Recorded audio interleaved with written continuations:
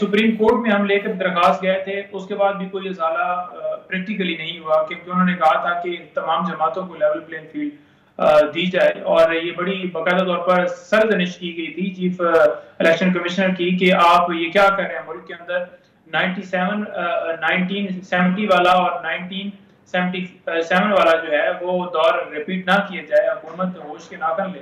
लेकिन उसके बावजूद इलेक्शन कमीशन ने तमाम सूबों को, तमाम वहां पर चीफ सेक्रेटरीज और आईजीज को लेटर तो लिख दिए, आईजी इस्लामाबाद को भी, डीसी इस्लामाबाद को भी, लेकिन प्रैक्टिकली कुछ नहीं हुआ। आज भी हमाद अजहर साहब के पेपर जमा नहीं करवाने दिए। आज भी हमारे लाहौर बार के सदर हैं राना इंतजार साहब, वहां पर पुलिस ने उनको धक्के दिए।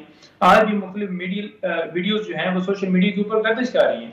और ये बात जो है इलेक्शन कमीशन जो चीफ साहब हैं उन्होंने भी ये हमारी बात तस्लीम की कि वाकई मैंने भी वीडियोस देखी हैं, तो लिहाजा जी उनके खिलाफ कार्रवाई की जाए।